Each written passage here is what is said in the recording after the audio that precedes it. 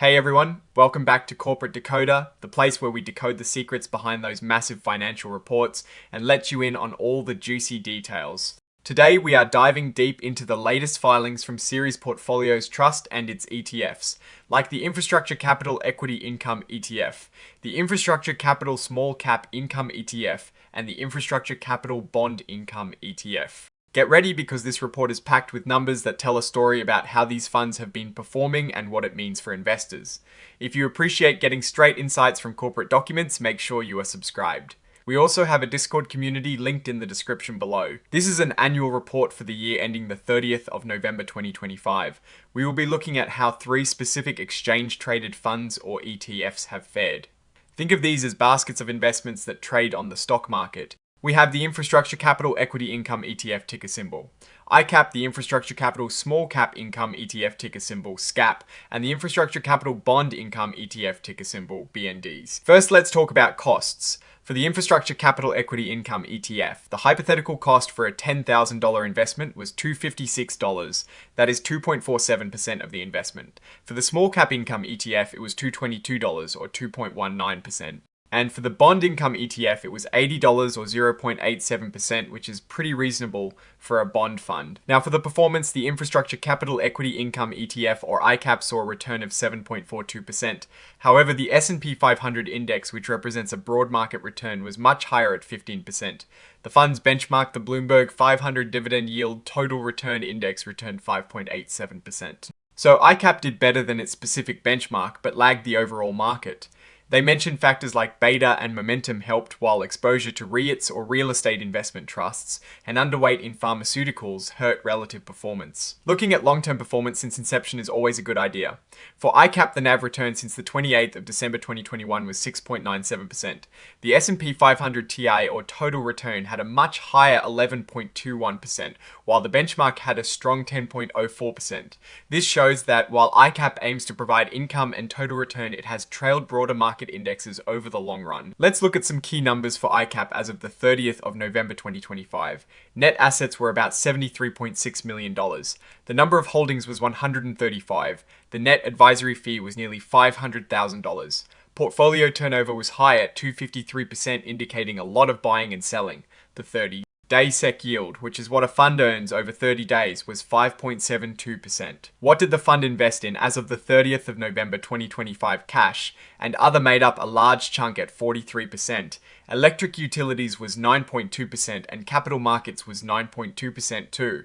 Mortgage REITs came in at 7.4%. This shows a strategy that is quite defensive with a lot of cash, but also exposure to income-generating sectors like utilities and real estate. In terms of security types, common stocks made up 102.1% of net assets, which sounds odd, but often means they used leverage or other financial instruments, in addition to common stocks.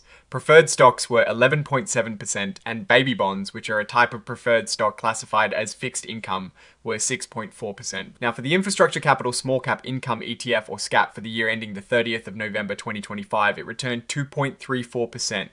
This is significantly lower than the S&P 500's 15% return. Its benchmark, the Bloomberg US 2000 Value Total Return Index, even returned a negative 0.41%. So SCAP did better than its benchmark, but still struggled to deliver strong positive returns in a bull market year. They mentioned momentum and company size as positive factors, while biotech and profitability detracted from performance. Since its inception on the 11th of December 2023, SCAP has returned an impressive 17.04%. This is a short history, but shows strong early performance. However, the S&P 500 TA had a higher 23.69% return since inception. For SCAP, net assets were about $16.1 million. Number of holdings was 61.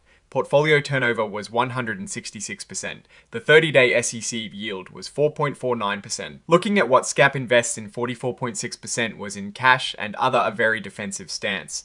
Banks were 12.9% and capital markets were 9.1%. Mortgage REITs were 7.1%. This indicates a focus on income and stability even within the small cap space. Finally, let's look at the Infrastructure Capital Bond Income ETF or BNDs. This fund started on the 14th of January 2025, so it's a very short reporting period. For this short period, it returned 8.43%. The Bloomberg US Aggregate Bond Index, a broad bond market index, returned 8.62%, and its benchmark, the Bloomberg US High Yield Very Liquid Total Return Index, returned 8.12%, so it performed right in line with its peers. The cost for a $10,000 investment since inception was $80 or 0.87% annualized. This is quite low for an income-focused fund. BNDs had net assets of about $18.9 million in 63 holdings. Portfolio turnover was only 65%, suggesting a more buy and hold strategy. The effective duration of 3.13 means it is moderately sensitive to interest rate changes. For the bond fund mortgage, REITs were 13.5%, oil, gas, and consumable fuels were 12.3%, and banks were 7%.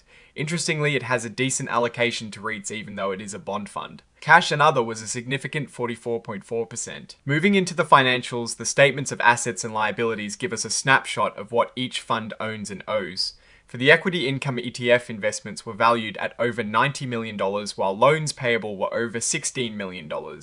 This shows they are using leverage to potentially boost returns. The statements of operations show how the funds made money and spent it. For the equity income ETF, investment income was over $2.6 million. However, loan interest expense was over $835,000 and investment advisory fees were nearly $500,000.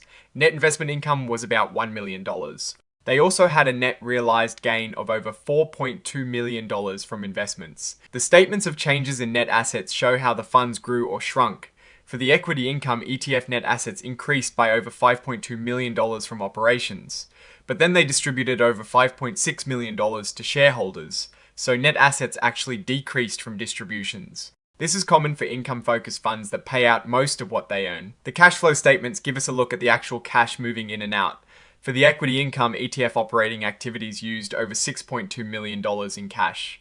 Financing activities provided over $4.6 million in cash, primarily from selling shares and borrowing money. The financial highlights give us a per S-Hair view. For the equity income ETF, the net asset value per S-Hair at the end of the period was $27.76. The total return for the year was 7.42%, which matches our earlier figures. Interestingly, the ratio of expenses to average net assets was 2.47%, which matches the cost breakdown we saw earlier. For the small cap income ETF, the net asset value per S-Hair was $35.86. The total return for the year was 2.34%. The expense ratio was 2.19%.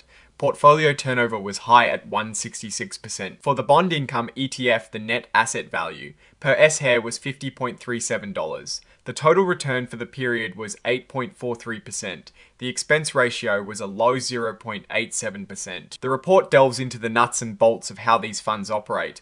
They are part of Series Portfolios Trust, and each fund has its own specific investment objective.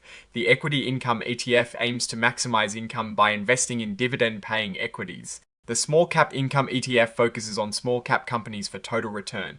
The bond income ETF aims to maximize current income through various fixed income securities. These funds value their investments in different ways. For stocks traded on exchanges, they use the last reported sale price. For less liquid investments, they might use quoted prices, or even more complex models. They break down how they value assets into 3 levels based on how readily available and reliable the pricing information is. Level 1 uses quoted prices for identical assets in active markets. Level 2 uses observable inputs like interest rates or credit risk.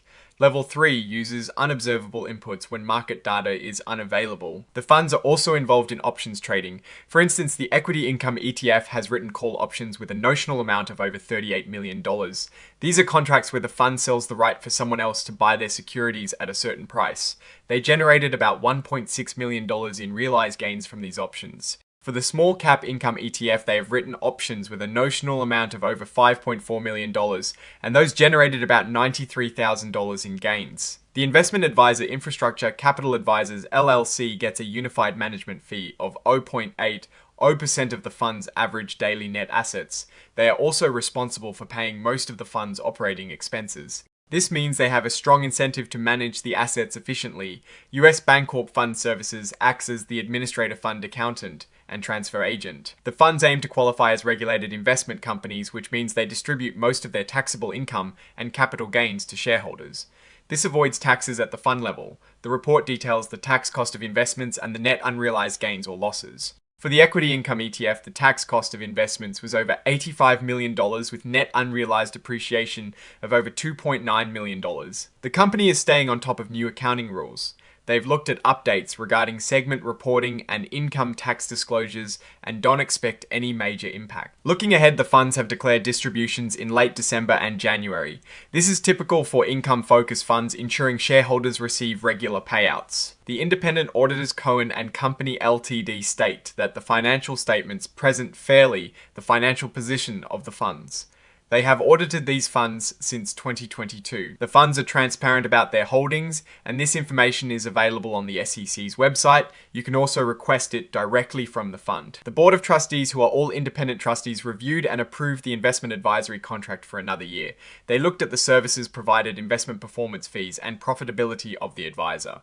They compared the fees and expenses to peer funds and generally found them reasonable considering the complexity of managing these ETFs. Even though the management fee rate for each fund was higher than the respective peer group average, the board noted that the overall expense structure is competitive and the advisor covers many operational costs. Overall, these filings give us a clear picture of how these infrastructure capital ETFs are performing. The equity income ETF is trying to balance income generation with some capital appreciation, but is lagging broader market indexes over the long term. The small cap income ETF shows strong initial performance since its inception, but has a short track record and also lags the S&P 500. The bond income ETF is performing as expected in the fixed income space with reasonable costs and returns in line with its peers. The high portfolio turnover in the equity funds suggests active management, which can be good but also can lead to higher trading costs. The large amount of cash held by the equity funds indicates a somewhat defensive posture. The fund's use of leverage and options trading adds complexity and potential for both gains and losses.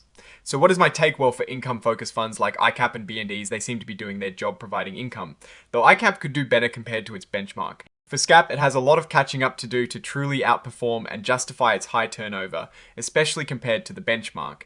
The significant cash holdings in the equity funds are a bit concerning in a bull market period, as it might be leaving potential gains on the table. However, if the strategy is primarily focused on income and capital preservation, then holding cash can reduce risk. The high expense ratios for the equity funds, despite the advisor covering many costs, are worth noting for investors. What do you think about these ETFs and their performance? Are you invested in any of them?